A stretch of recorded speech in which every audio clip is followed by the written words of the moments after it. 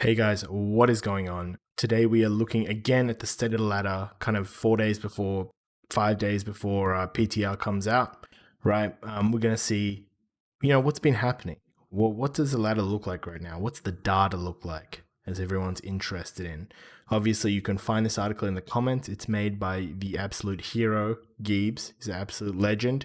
He's got the skill cap sponsorship, man. The dude's landing sponsorships left, right, center, and he's got a Patreon. So if you're going to go to Skill Capped, you're going to pay for that. Go for his link, which is in the article. You get 10% discount. Highly recommend it as well. It's good service. Magnus has this awesome guide on there. If you play any other classes, they've got guides in there too. So definitely check that out. It's $5 or something, $4.50 with that discount. So let's look at the overall data, right? We got 2v2, we got 3v3. So there hasn't really been much of a change overall. Which he points out in this article, there's been, I guess, somewhat of a rating deflation, which for people whose first season this has been, typically as the season goes on, there's more and more inflation. So for instance, last season, it kind of felt like 2100 mid-season 4 ended up being like 2400 end of season 4. With this season and, in 2v2, it's pretty deflated. 3 is a little bit higher. In terms of inflation, it feels really deflated still. I know at the top level it looks really inflated, like there's heaps of people at 3K and above, but comparatively to other seasons, it feels kind of slow. It feels like the big inflation boost hasn't happened yet. And I wish I had an answer for that, but I think, as he points out here, median rating consistently decreased over the month of January. I don't really have a good explanation why. He's saying deflation is largely driven by new characters. So that, in a way, I think you probably have, like he said here, a lot of people coming in, playing the game, getting their 1400, 1500 rewards, but not really sticking to it too often. But let's look at what everyone's really interested in, right? 2v2 and 3v3 performance. So obviously, Arms Warrior 2v2 is on the top. This is relative representation though. So let's look at leaderboard representation. I think it's exactly sort of what we expect. On the leaderboards, we're seeing, Arms Warriors take up about 11% of that leaderboard. Arms Warriors are insane in twos, especially Venthyr Warrior, which is sort of the meta at the moment. Let me zoom in a little bit on that too. Especially Venthyr Warrior, which is insane at the moment. I think even Kyrian Warrior is fine in twos. Pretty much every comp that Arms I feel like struggles with, Windwalker kind of shits on. So if you can get 50-50 as Windwalker against Arms Warriors and you can shit on the other comps, you're in a pretty good spot. Sub Rogues, obviously RMP. I don't think you see many sub rogues playing anything except Rogue Mage, but Rogue Mage is still super viable with the amount of resets rogues and mages can kind of coordinate, especially if they're good. You only have to watch Naj or Zaryu play RM and realize how much potential there is in that comp in twos. It's definitely oppressive, and especially I think what it's really good at right now is that there's a whole bunch of Arms Warriors, because Arms has traditionally not really been the strongest twos class except for this season. So this season, Arms Warrior is really, really strong. So there's a lot of warriors who might be a bit inexperienced who are above 2200 in twos. And I feel like as a warrior against Rogue Mage, you need to have a lot of experience versing it and know how to rotate and do the right stuff. So a good Rogue Mage can absolutely farm Warrior HPAL, who sort of just shit on everything else. So I think that's something important to point out. Ret, still doing well. Ret's pretty good in twos. It works well in double DPS comps. It works well with Disc Priest. I haven't really seen it work too much with anything else, but Disc Priest Ret, very strong comp. Holy Priest Ret, also an insane comp. Feral Druid, I think this sort of lines up. They're not really doing anything too interesting, and obviously Frost DKs are kind of seeing a bit more representation. You see a couple survival hunters as well. So something to note here is looking at the ranged DPS classes, relative representation, Ellie's on top, Shadow Priest, but looking at leaderboard, you're going to see Fire Mages at the top because of Rogue Mage. Shadow Priest do pretty well and good in double DPS comps. Shadow Priest Holy Paladin isn't too bad as well. You see a couple BM hunters coming in there. I played some BM KFC, which will be in a video soon. at about 2400, and it didn't feel too bad. Like BM's almost there. It feels pretty strong. If we look at what's actually on the ladder representation, leaderboard's obviously like top of the ladder, and ladder is sort of the whole thing. We see fire mages, balance druids, and marksmans, but as you can see here, balance druids don't do too well. I think at the top of the twos ladder, like the convoke kind of bullshit, is kind of easy to counter and shut down, especially with comms, which a lot of top twos comps usually run with. And the Kyrian one, I don't think many people use it, because I think the Kyrian one's probably better in twos. And threes for that matter. But, nothing too out of the ordinary here in terms of the range list. Let's look at healers. So, relative representation, obviously, it's not like this isn't the absolute one. But I think if we look at the leaderboard, we see way more Holy Priests coming in twos. And you're going to see that in threes as well. You see what we sort of saw last month as well with these three classes. Slight increase in Resto Druids, slight decrease in Resto Shams, slight decrease in Disc, and slight decrease in HPAL. I think HPAL is still the best twos healer, but I think R Sham, R Druid, Holy Priest, sometimes Disc Priest is kind of pulling back up. So Holy Priest is really good because, firstly, they have pretty good mana, I guess, regeneration, which is Priest's biggest issue. Their mind games hits harder than the normal Disc or Shadow mind games. They've got a stun or an incap, depending on if you talent it. They've got pretty good saves, and in the twos context in particular, they're kind of hard to kill with when they play with a DPS that knows how to peel them, and especially if they rotate their cooldowns well. You'll notice a Holy Priest can survive for fucking ages when you're tunneling them. They'll just keep running and jumping around, and they'll fade one, GA the other. They're pretty good. And, they still have the offensive pressure, the offensive tools that Disc has, apart from Dark Arc and like some of the overall damage. But when a Holy Priest spamming Smite really, really quickly, they're getting their stun back. If they play with a warrior or like a monk, they're getting double stun, like, because he can stun one and then, they can stun the other. They still have fear, they still have MC, and when they MC, like, you kick the MC and they can just heal themselves. So it's sort of hard to deal with. And I think we're going to see more and more Holy Priests, especially as we see these Holy Paladin nerfs come through in 9.05 as well. I expect this to sort of see maybe more Night Fae Disc Priest and Night Fae Holy Priest. I think Night Fae is a bit better for those two. I think Resto Druid will pull ahead. I think it'll be better than Shaman, in my opinion, in twos. Right now, I've versed some good Resto Druids. Like, you verse somebody like Flop, and you just feel like you can't do anything, man. Like, it just feels super oppressive, and you can watch those games as well. So, like, a good Resto with a bit more survivability, a bit more hots, a bit more healing. Resto Druid, that is. I think you're going to see them go pretty far after that patch and after the nerfs to Holy Pally too. So, let's have a look at threes, right? So obviously, relative representation, Enhancement Shaman is a top because, they're very, very popular. In Turbo, they have one of the best comps in the game, if not the best comp in the game. Whereas not many people play them overall, right? So if you look at the ladder representation, they're under Havoc Demon Hunter because, a lot of Enhancement Shamans are probably pretty serious about Arena as well. I feel like if you're playing one this season, you're going to climb. If you play with a good warrior, and obviously warriors are sort of the top everywhere, right? So let's look at the leaderboard representation.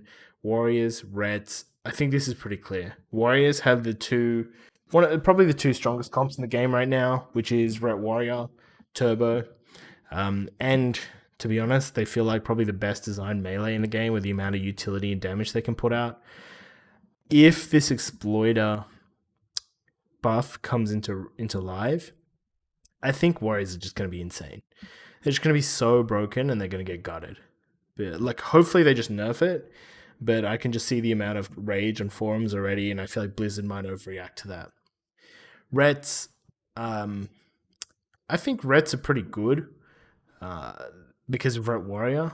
Outside of Ret Warrior, I mean, Ret Frost DK feels pretty strong too, but the rest of the comps are kind of meh. Sub Rogue, I feel like Sub Rogue is it's kind of probably like where Rogue has been the lowest ever in the last sort of 2 years. So Rogue's usually here or here, like on the top two. So to see it at 3 is kind of surprising, just the amount of people who play Rogue. But maybe if you added up all these, I wonder if it would be higher than Ret. Sub Rogue obviously has RMP, which is sort of a comp that kind of stands the test of time because it's usually always pretty good, and play by the right players, you can sort of beat anything.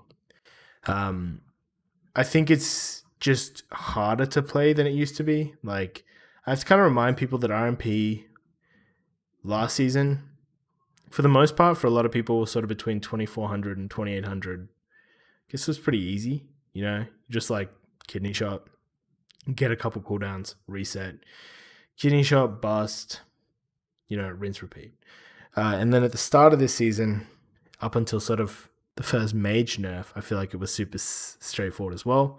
Like Sub Rogue obviously didn't play a role in like soloing anyone, but now with a one dance Shadow Dance build, they can.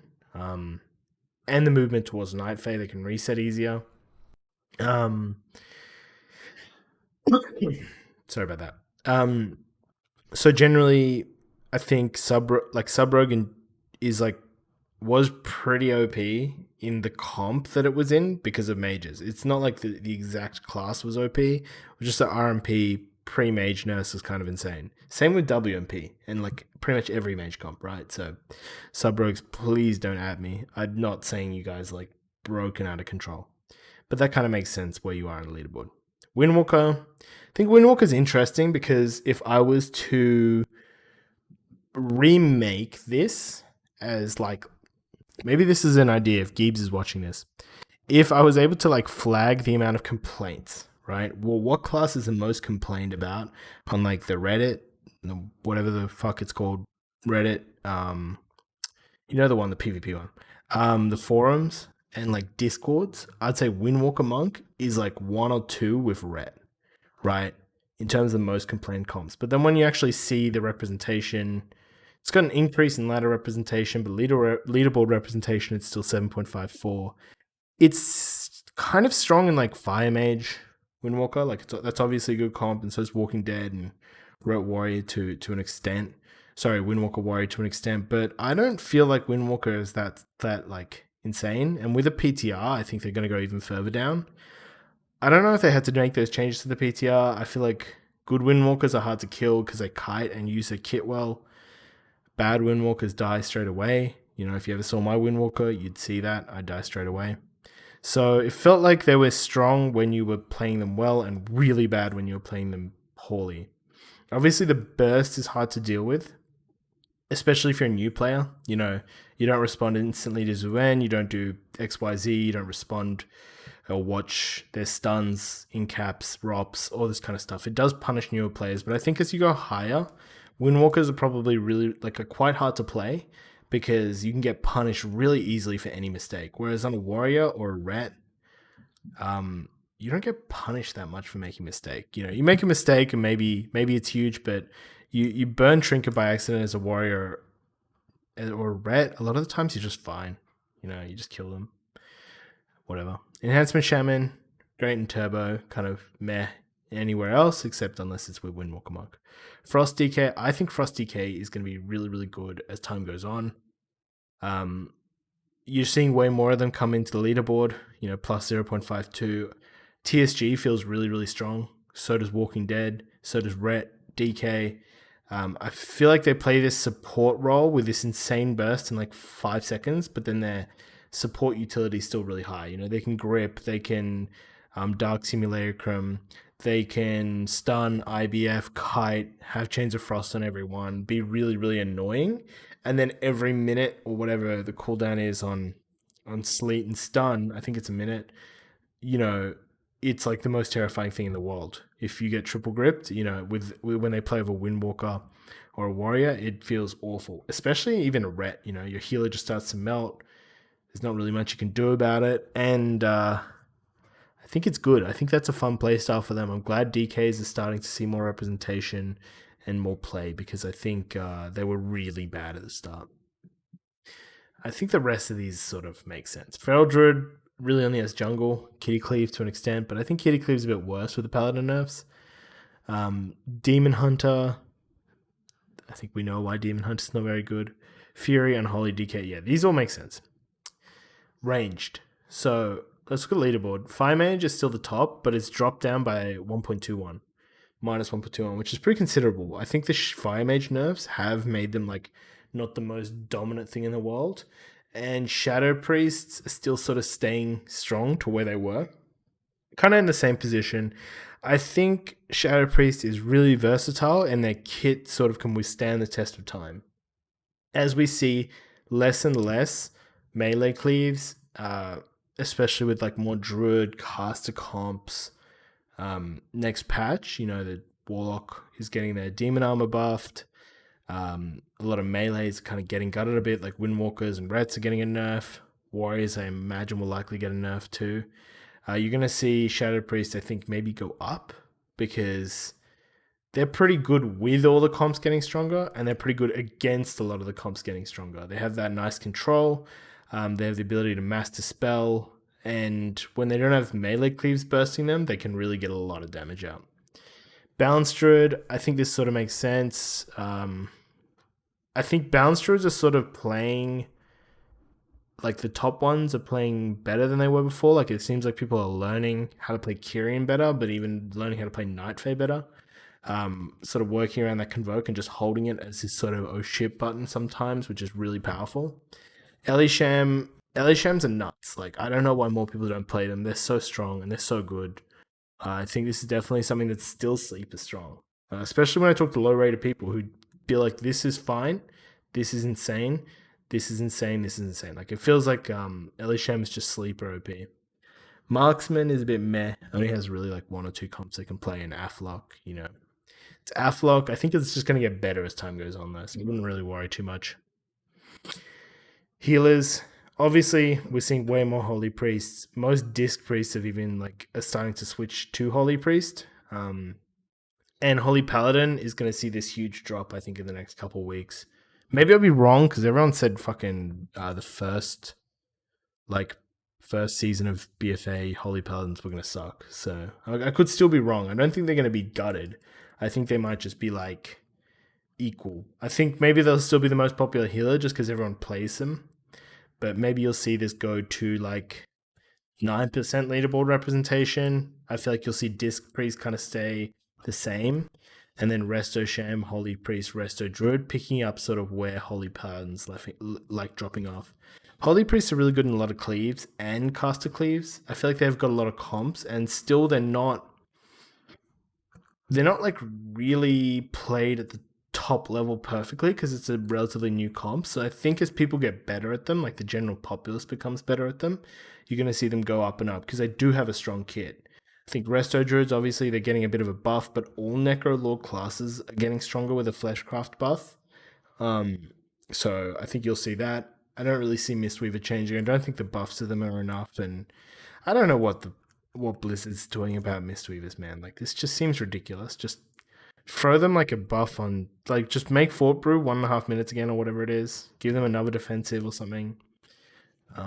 Because it's just clearly so bad. You can't look at this and be like, which healer should we buff? Oh yeah, we'll give Mistweaver Monks as like a 10% mana regening buff to make up for this amount of gap. So Mistweavers need a huge buff. Overall, what are my predictions for PTR? Obviously, subject to these warrior. I'm going to assume the executioner thing doesn't go live. I think warrior's still going to be strong. I do imagine they're going to tweak them a bit, tune them a little bit, especially as they've tuned a lot of the top melee DPS already. If the executioner buff goes live, it's going to be just turbo with the executioner. They're going to bloodlust the warrior, who's going to Venthy you twice, Mortal Strike, and do that like 5 times in like 20 seconds. And probably the full crit verse build with executioner will be the most OP thing with turbo with a Disc Priest, right? You throw PI, you throw Dark Arc, you give him Bloodlust, and then he gets like 16 Mortal Strikes in that window. let's assume that doesn't happen. I think you're going to see a lot more Resto Druid caster comps. I think you're going to see Resto Druid caster melee as well. Just Resto Druid in general getting better.